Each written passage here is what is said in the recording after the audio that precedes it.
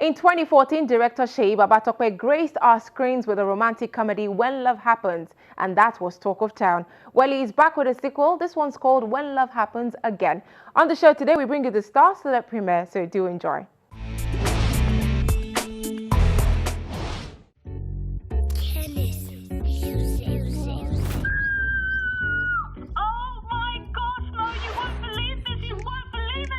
He proposed. We have a wedding to plan and I need you to do it. Fast-rising filmmaker Seyi Babatope is back with a sequel to his 2014 romantic comedy When Love Happens, titled When Love Happens Again. You and Mo don't break up. Only the kind Juma will be where you allow your babe to travel with another guy. You're doing and miss you more. Don't you think this guy's been doing us one too many favors? What do you mean? You know you have a vivid imagination, eh? Don't you think he wants something? They don't call him a playboy for nothing.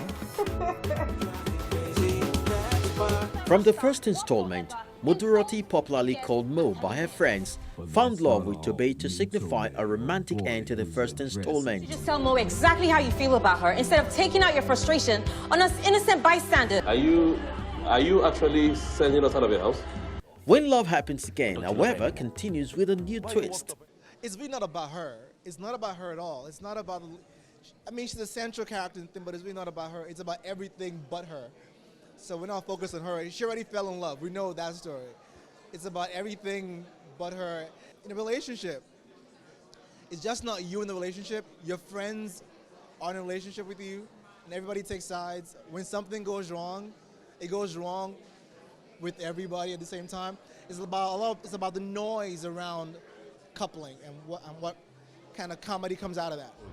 This is so surreal. Can you imagine? I'm launching my own event planning company, and my first job is this prestigious merger, and it's abroad. See how they're leaning towards each other as if they want to kiss. Oh, Lord. In focus in this sequel is actor Enyinaya Onwigwe, who made only a cameo appearance in the first part. Hey.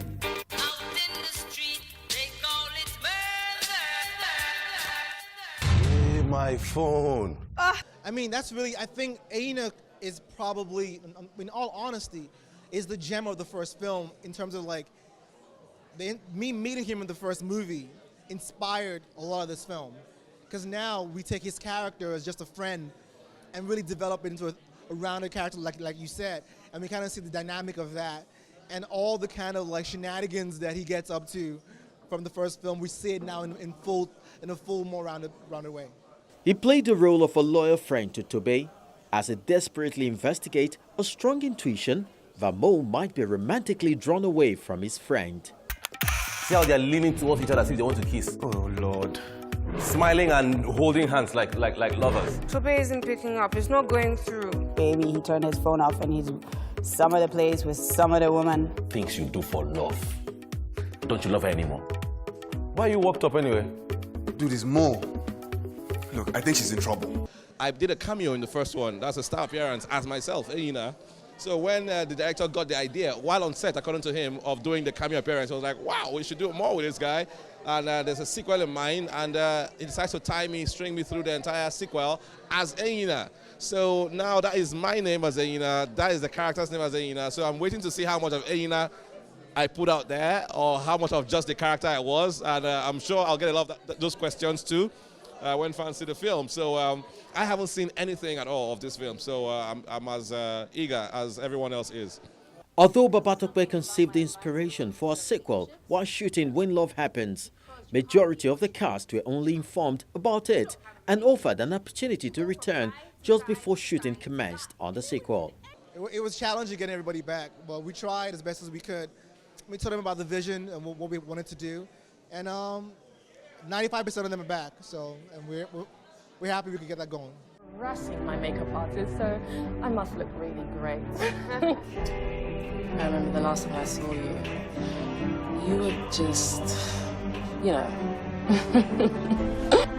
Listen, get a grip, yes?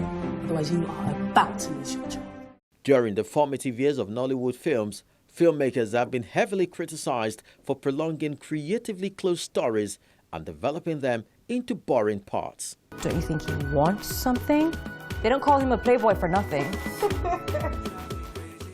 I think it's a good thing, and people have to. I know some people say, "Oh, part 1, part 2," but no, there's a difference between the kind of part 1, part 2 we used to have, and when it makes sense.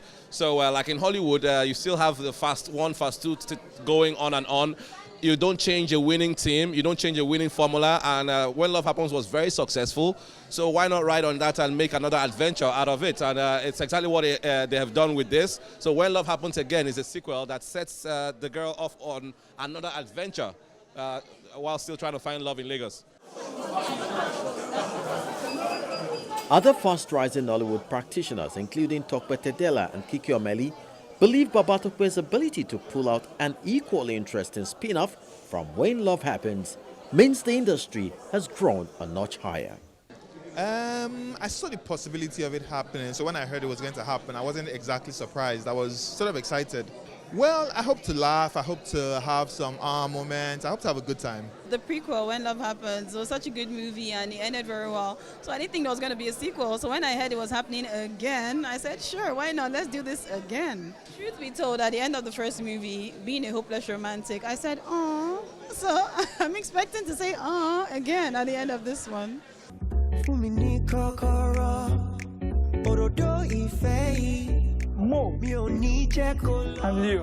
You have got to be kidding me. Never, ever agree to go on a date with a guy before you know what he looks like.